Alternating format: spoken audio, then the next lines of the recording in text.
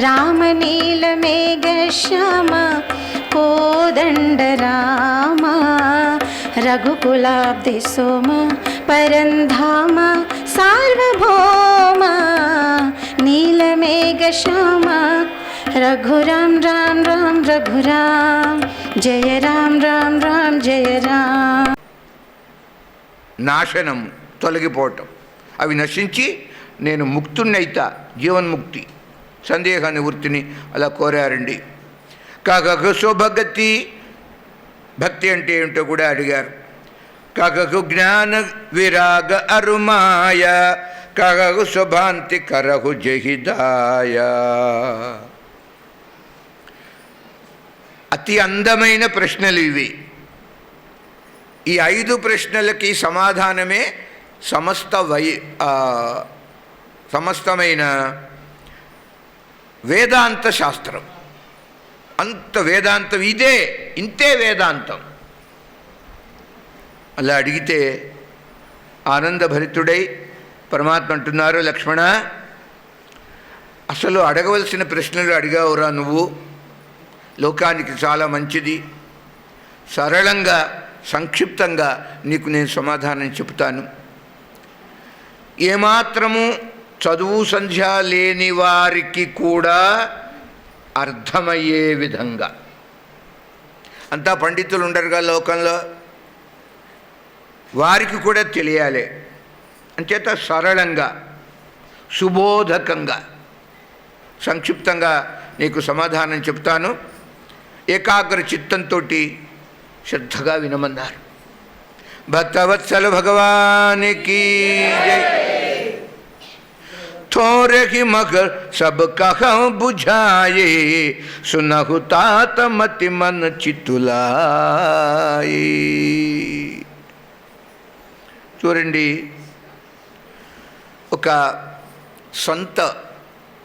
ఒక సంతుకి మహాత్మునికి, మరొక పండితునికి విద్వాంసునికి తేడా చూపించారు. పండితుడు విద్వాంసుడు కఠినమైన విషయాన్ని ఇంకా కఠినం చేస్తారు. అసలు ఉన్నదే కఠినం.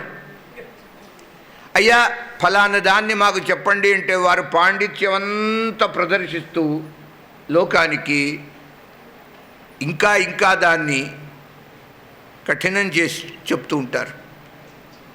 అక్షరం ముక్క తెలియదు చివరికి. అలా కాకుండా ఒక మహాత్ముడు ఉన్నాడు, సంత్ అంటారు వాళ్ళని. ఆ సంత పురుషుణ్ణి కనుక అడిగితే ఎంత కష్టమైన విషయాన్నైనా మన పెద్దవాళ్ళు అంటారు, అరటిపండు ఒలిచి చేతిలో పెట్టినట్టు చెప్తారు. సంత్కి విద్వాంసునికి అంత తేడా ఉంది. కనుక ఇప్పుడు చూడండి, పిల్లి అందరికీ తెలుసుగా. పిల్లి అంటే తెలియని వాళ్ళు ఉన్నారు లోకంలో. ఆ పిల్లి అది అక్కడ ఉన్న చోట మార్జాలము అంటాడు వాడు. మార్జాలం అంటే సంస్కృతంలో మార్జాలం అంటే పిల్లి. పిల్లి అంటే అందరికీ తెలుస్తుంది కదా, మార్జాలం అని ఎందుకండి? ఇంకా మాకు పాండిత్యం ఉంది, మాకంత సంస్కృత భాష వస్తుంది. బిడాలము అంటారు. బిడాలము సంస్కృతంలో, హిందీలో బిల్లి అయింది. హిందీలో ఏమంటారు పిల్లిని? బిల్లి అంటారు. ఆ బిల్లి అనే మాట ఎక్కడి నుంచి వచ్చింది? బిడాలము సంస్కృతం, అది బిల్లి. పండితులు ఇట్లా ఉంటారండి. మరి ఎంతసేపటికి దండలు వేయించుకోవటం, మేము కూడా వేయించుకుంటున్నాంగా. కాళ్ళకి దండాలు పెట్టడం, ఇవన్నీ ఇప్పుడు రోజు మేము వస్తుంటే నమస్కారాలు చేస్తున్నారు కదా. ఏదైనా ఒక పూట ఎవడన్నా ఒకడు దండం పెట్టకపోతే ఏమొచ్చింది వీడికి? మాయరోగం. రోజు దండం పెడుతున్నాడు కదా, ఈ పూట ఎందుకు పెట్టలా అని మనసులో గిలి. అదేంటి పాండిత్యం? అది భక్తుని లక్షణమా? మీరెవరు, నేనెవరిని? కనుక స్వామి ఎంత సరళంగా సమాధానాలు చెప్పారు. సిద్ధాంతాన్ని, దాన్ని రాద్ధాంతం చేయకుండా. సిద్ధాంతాన్ని ఏం చేస్తారు పండితులు? రాద్ధాంతం చేస్తారు. అలా కాకుండా మనస్సులో నీకు చాంచల్యం ఉంటుంది, మనస్సును అలా చంచలంగా పోనీకుండా దగ్గర పెట్టుకు సావధానంగా విను లక్ష్మణ అంటున్నారు. అల్పాక్షర రమణీయం యః కథయతి నిశ్చితం స ఖలు వాగ్మి. చెప్పే విషయాన్ని చాలా ఎంత సంక్షేపంగా చెప్పగలిగితే అంత గొప్పవారు. పరమాత్మ కంటే గొప్పవారు ఎవరున్నారు? ఇలా అంటూ, తమ్ముడు మొదటి ప్రశ్నకి సమాధానం. మాయ ఎప్పటి వరకు మన ఈ గొంతు పట్టుకుని ఉంటుంది. ఎప్పుడు మాయ జుట్టు పట్టుకుని ఉంటుంది. తెలుసుకుంటే పోతుంది, తెలియకుండా ఉన్నంతకాలం పట్టుకుని ఉంటుంది. అలా ఉండేది మాయ. మమ మాయా దురత్యయ పరమాత్మ చాలా గొప్పగా చెప్పారు అక్కడ. నేను, నాది, నీది ఈ భావం ఉన్నదే, దీనికే మాయా అని పేరుటండి. నేను, నాది, నీవు, నీది. దేహభావం, దేహమే నేను అన్న బుద్ధి. నిజానికి నేను, ఇందులో ఉన్న నేను ఈ దేహం కాదు. మేను వేరు, నేను వేరు. గతంలో ఒకసారి చెప్పుకున్నాం ఇది.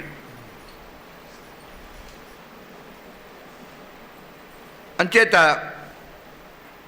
నేనులో ఏముంది, ఈ నా మేనులో ఏముంది, మేనులో ఏముంది ఈ చేను.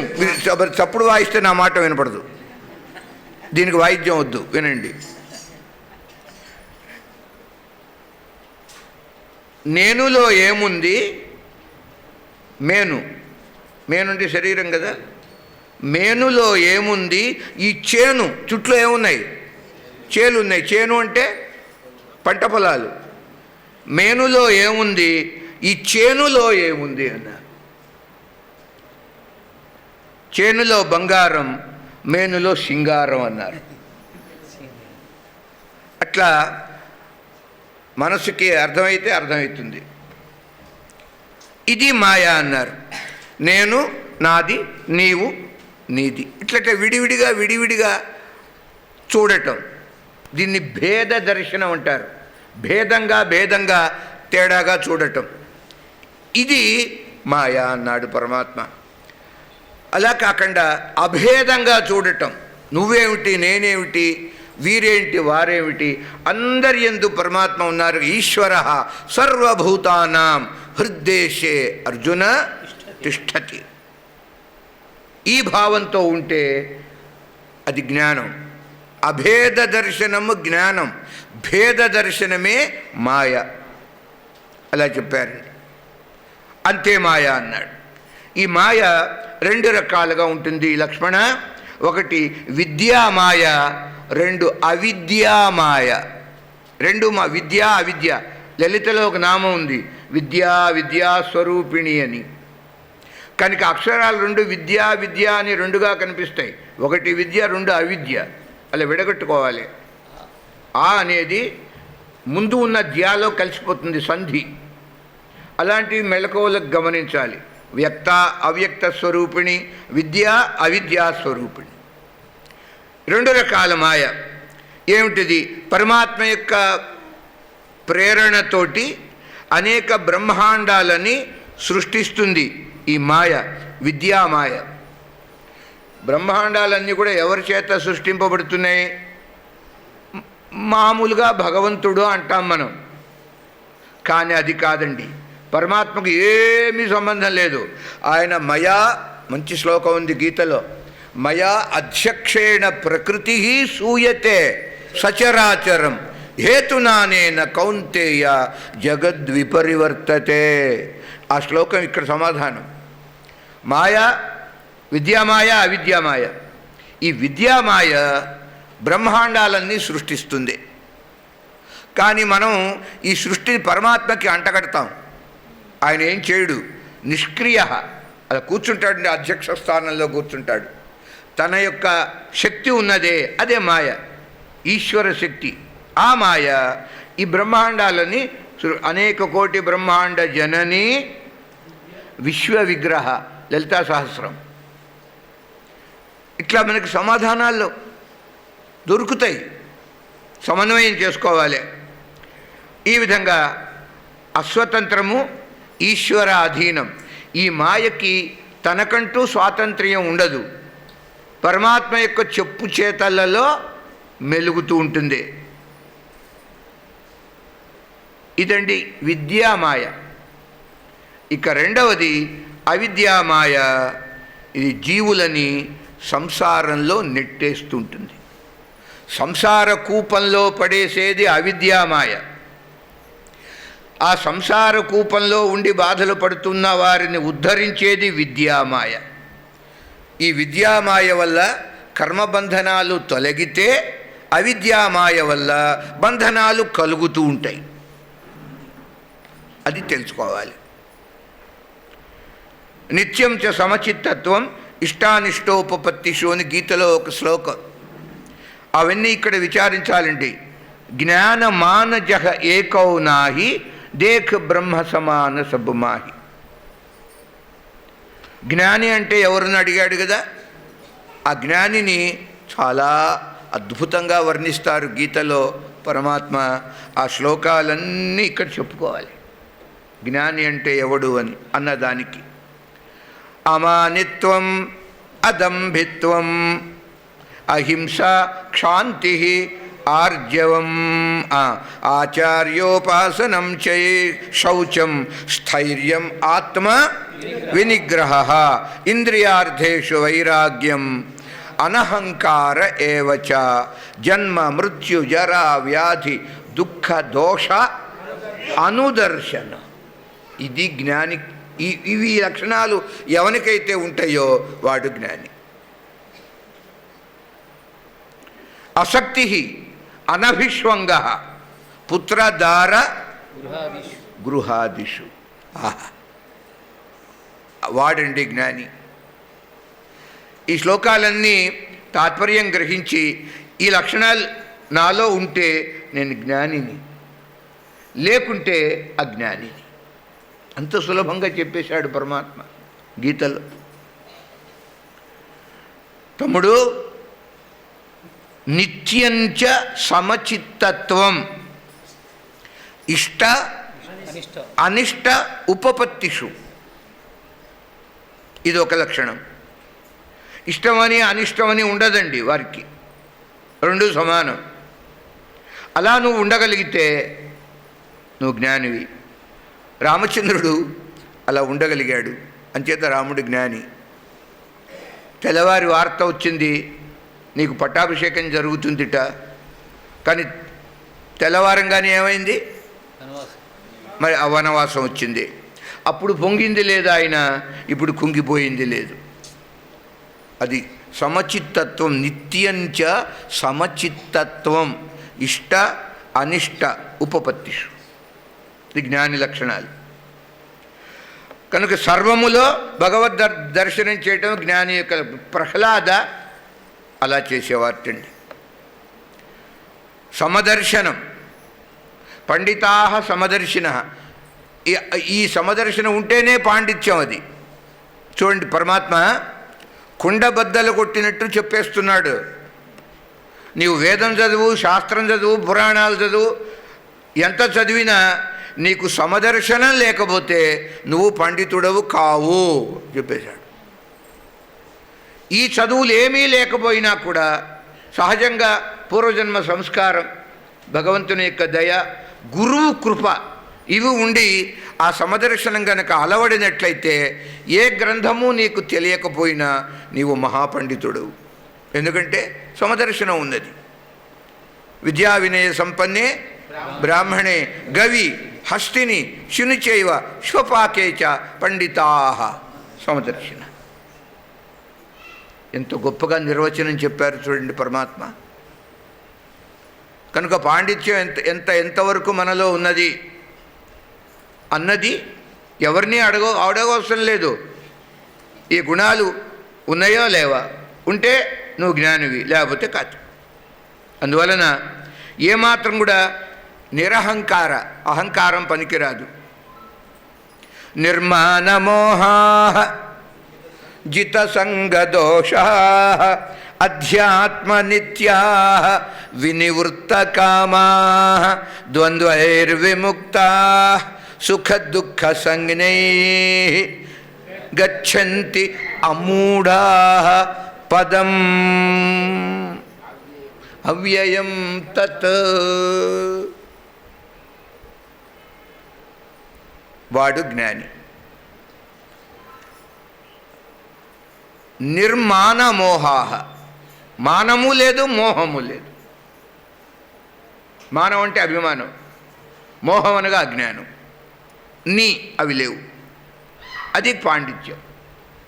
కనుక సకల శాస్త్ర పారంగతుడు అన్నటువంటి అహంకారం, శాస్త్రం చదివితే అహంకారం వస్తుంది. నేను కదా చదువుకున్నాను. పరమాత్మ ఆ అహంకారం ఉన్నవాడిని దగ్గరకు కూడా రానివాడు, గేటు దగ్గరే ఉంచేస్తాడు. నో ఎంట్రీయే లేదు అలాంటి వాళ్ళకి. మయిచ అనన్యయోగేన భక్తి అవ్యభిచారిణి వివిక్త దేశ సేవిత్వం అరతి జనసంసది అరతిర్జనసంసది. ఇవి జ్ఞాని యొక్క లక్షణాలు. ఏమిటి? వివిక్త దేశ సేవిత్వం. వివిక్త దేశం అంటే నిర్మానుష్యంగా ఉండే స్థలం అండి, ఏకాంతం. ఈ ఆశ్రమము, ఈ సత్సంగ సదనం ఉన్నదే అట్లా ఉన్నది. ఇక్కడ చుట్టూ ఎవ్వరు లేరండి.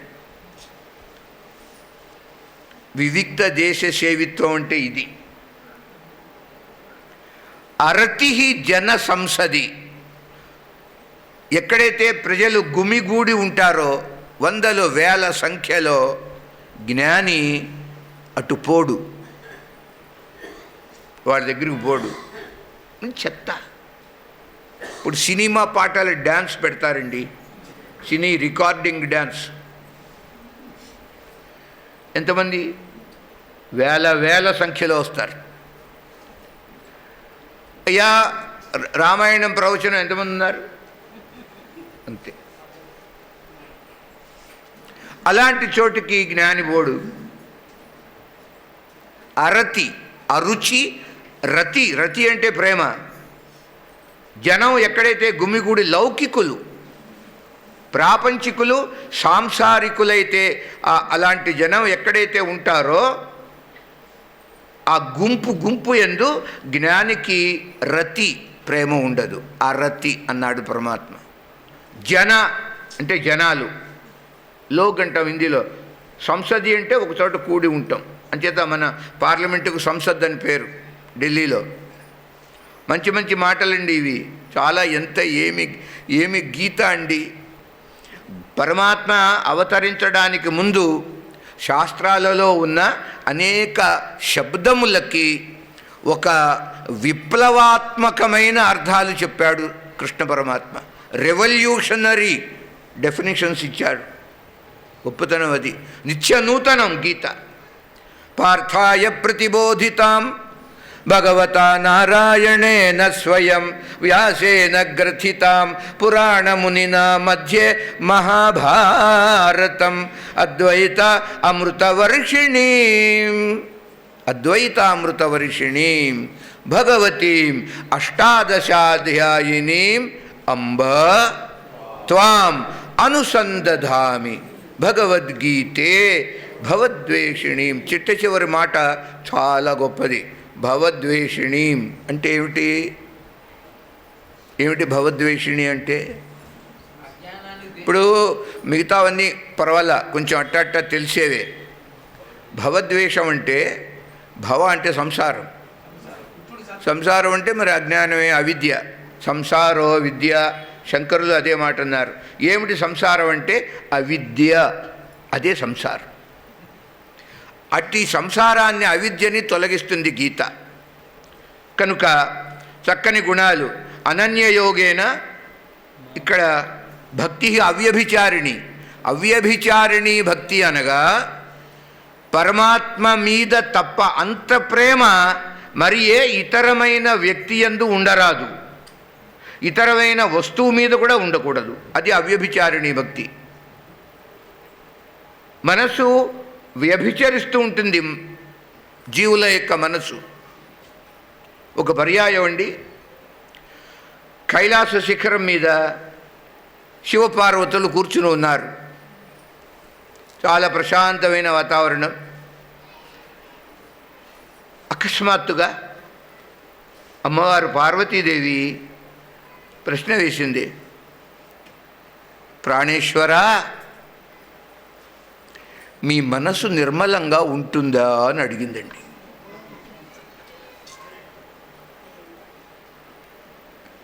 ప్రశ్న ఎందుకు మరి అలా అడిగిందో వారన్నారు, నిర్మలంగా ఉండదే అన్నారు. అవునా, మీకు హృదయ నైర్మల్యం లేదా? లేదు అన్నాడు. ఎందుకు అంది. నీ వల్లే అన్నాడు శివుడు. ఇలాంటి మాటలు గమ్మత్తుగా ఉంటుంటాయి, ఎంతో శాస్త్రార్థం ఉంటుంది అందులో. ఇంకా ఏం మాట్లాడుతుంది? అందువల్ల ప్రకృతి పార్వతి, శివుడు పురుషుడు, ప్రకృతి పురుషులు. ప్రకృతి ఉన్నంత వరకు శివుని యొక్క మనస్సుకి, పురుషుని యొక్క మనస్సుకి స్థిరత్వం ఉండదు, నిర్మలత్వం రాదు, పరిపరి విధాలు పోతూ ఉంటుంది మనస్సు. విచ్చలవిడిగా అలా సంచరిస్తూ ఉంటుంది. ఊగిసలాడకే మనస, ఉబలాట పడకే మనస. మనసు లక్షణం అది. ఇప్పుడు ఊగిసలాడుతూ ఉంటుంది. పిప్పరాకే పత్వా సరిఖుడోలే మనవా. మంచి ఉదాహరణ చెప్తుంది శాస్త్రం. గాలి ఉంటే చెట్ల ఆకులు కదులుతాయి. చూడండి, ఆకులు కదులుతున్నాయి. గాలి లేకపోతే, గాలి లేకుండా ఉంటే, అసలు గాలి లేకుండా ఉంటే చస్తాం మనం. అది ఉండటం, ప్రసరణ ఉండకుండా వీచటం అంటారే, గాలి వీచటం. ఆ వీచటం లేనప్పుడు ఆకులు కదలవు, స్టిల్గా ఉంటాయి. కానీ గాలి లేని సమయంలో కూడా ఒక చెట్టు ప్రత్యేకంగా ఒకటి ఉన్నది. ఆ చెట్టు యొక్క ఆకు గాలి లేకపోయినా కదులుతూ ఉంటుంది. సృష్టిలో ఒక్కటి, అదే రావి ఆకు. పీపల్ అంటారు రావి చెట్టు. ఆ రావి ఆకు చిత్రంగా అట్లా ఉండి కిందకి అలా దిగుతుంది. మీరు పరిశీలించండి, గాలి లేని సమయంలో రావి ఆకు చూస్తే అది కదులుతూనే ఉంటుంది. జీవుని యొక్క మనస్సుకి అది ఉదాహరణ. నిశ్చలత్వం ఉండదు, పరిపరి విధాలు కదులుతూ ఉంటుంది. పరమాత్మ అన్నారు, అట్లా మనస్సు యొక్క చాంచల్యం లేకుండా ఉండగలిగితే అది జ్ఞాని యొక్క లక్షణం. అది అనన్యయోగేన భక్తి అవ్యభిచారిణి, వ్యభిచరించని భక్తి అనన్య భక్తి. అధ్యాత్మ జ్ఞాన నిత్యత్వం, నిత్యము అదుక్షణము అధ్యాత్మంలో ఉండటం. అధ్యాత్మం అనగా ఈ దేహంలో ఉన్న చైతన్యం, దాని గురించి చింతన చేస్తూ ఉండటం అధ్యాత్మం అంటే. అది ఆత్మని అధ్యాత్మం. ఈ శరీరంలో ఉండి అంతర్యామిగా శరీరాన్ని నడుపుతున్న చైతన్యం, దాని గురించి చింతన చేస్తూ ఉండటం. తత్వార్థ జ్ఞాన దర్శనం. తత్వము, దాని యొక్క అర్థము, జ్ఞానము, నిత్యము దర్శనం, దాన్ని చూస్తుండటం. ఇలా చెప్పారనుకోండి, నిత్యము మనం చేయవలసిన దైనిక చర్య అది ఎట్లా చేసుకోవాలి? పరమాత్మ అంటాడు, అభ్యాసం చేయాలి. నీ పనులు సాగుతూ ఉండాలి, దృష్టి నా యందు పెట్టుకోవాలి. చక్కని ఉదాహరణ శాస్త్రంలో అంటారు. ఈ డ్యాన్స్ చేసేవారు ఉంటారు, నర్తనం చేసేవారు, నాట్య కత్తె. చూడండి వాళ్ళు ఎంత ప్రాక్టీస్ చేస్తారో, అభ్యాసం.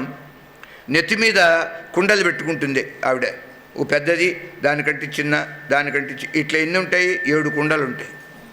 పై కుండ చిన్నగా ఇంత ఉంటుంది మట్టిది, దాని మీద చెంచా ఒకటి వేస్తారు, స్పూన్ ఒకటి వేస్తారు. ఆ స్పూన్ కింద పడకుండా నృత్యం చేయాలి. ఇంకా పాదాలు ఎక్కడుంటాయి, ఇత్తడి పళ్ళెంలో పాదాలు ఉంటాయి. ఇంత పెద్ద పళ్ళెం, పాదాలు పట్టేంత పళ్ళెం ఉంటుంది. ఆ పళ్ళెంలో నిలబడి ఈవిడ చేతులు కాళ్ళు కదిలిస్తూ, వీపు కదులుతూ, మెడ కదులుతూ, ముఖం కదులుతూ అనేక భావ భంగిమలలో నృత్యం చేస్తుంటుంది. కానీ ఎంత అవయవాలు కదిలిస్తూ ఉన్నా ఆమె దృష్టి అంతా నెత్తిన ఉన్నటువంటి ఆ కుండల దొంతర అంటే ఆ వరుస, దాని మీదే మనసు ఉంటుంది. అది కింద పడితే ఈవిడ ఫెయిల్, మార్కులు ఇవ్వరు, ఓడిపోయినట్లు లెక్క.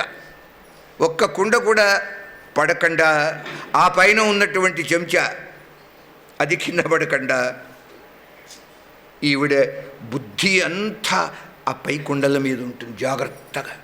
డ్రైవింగ్ లాగా, డ్రైవ్ చేసేవాడు ముందు చూడాలి, ఇట్లా చూసి తిప్పితే అలాగా అభ్యాసం వల్ల అది కలుగుతుందండి. అలా అభ్యసించుకోవాలి.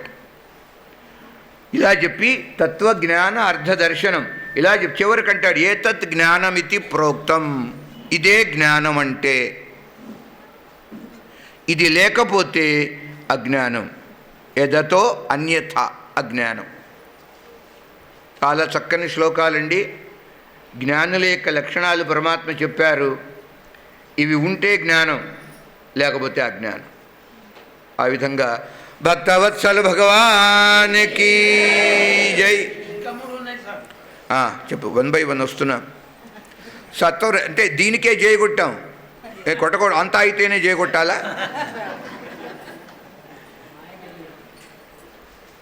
కహియతాత సో పరమ విరాగే తృణ సమసిద్ధి నిగుణ త్యాగీ. సత్వరజస్తమో గుణాలు, ఈ మూడిటిని తృణసమ అంటే గడ్డి పరకలాగా ఎవడు త్యజించగలుగుతాడో వాడండి వైరాగి. అది వైరాగ్యం అంటే. మూడో ప్రశ్న వైరాగ్య సంబంధించింది. ఏమిటి వైరాగ్యం? త్రిగుణాలను తృణప్రాయంగా వదిలిపెట్టడం. పరమాత్మ గీతలో గుణత్రయ విభాగ యోగంలో గుణాతీతుని యొక్క లక్షణాలు చెప్పి వినిపించారు. గుణాతీత సవుచ్యతే అలా చెప్పుకుంటూ వచ్చాడు. కనుక చూడండి, ఒక పండు, చెట్టుకి పండింది పండు, తాటిపండు బాగా మగ్గితే ఇక చెట్టుకు ఉండదు, అది కింద పడిపోతుంది. బాగా పండిన పండు రాలిపోయినట్టుగా మనలో ఉన్న త్రిగుణాలు రాలిపోవాలట, ఫలాలు రాలిపోయినట్టు. కానీ అవి రాలుతాము, మేము రాలిపోతాం, మేము కింద పడిపోతాం అని అంటున్నా మనం వాటిని వదిలిపెట్టకుండా పట్టు కూర్చుందంట. వాటి తప్పే ఉంది. అది వైరాగ్యం. బ్రహ్మలోక శంకరులు అంటారు, బ్రహ్మలోకం అంటే సత్యలోకం ఇస్తానన్నా అయ్యా ఆ లోకము మాకు అవసరం లేదు. అయ్యా బ్రహ్మలోకం అండి మీకు అనుగ్రహిస్తున్నాం, అక్కర్లేదు మాకొద్దు. అది వైరాగ్యం అంటే. బ్రహ్మలోక పరిత్యాగ వైరాగ్యస్య అవధిర్మత అని, అది వైరాగ్యానికి పరాకాష్ఠ. అలా అన్నారు. మరి ఏం కావాలి నీకు? మాకు ఏ లోకం వద్దండి, అలోకం కావాలి. మాకు లోకం అంటే వద్దు. అలోకం అంటే లోకంబులు, లోకేశులు, లోకస్థులు తెగిన తుది అలోకంబగు. పెంజీకటికి అవ్వల ఎవ్వండు ఏకాకృతి వెలుగు అతని నే సేవింతును. వాడు కావాలి మాకు. ఈ బ్రహ్మలోకం ఇవాళ ఉంటుంది, ప్రళయంలో బ్రహ్మలోకం కూడా ఉండదు, కానీ పరమాత్మ ఉంటాడు. ఆయనకి ప్రళయం లేదు, ఆది లేదు, మధ్యం లేదు, అంతం లేదు. ఎవ్వని చేజనించు జగము ఎవ్వని లోపల నుండు లీనమై ఎవ్వని యందు డిందు, అచ్చ తెలుగు పదం డిందు అంటే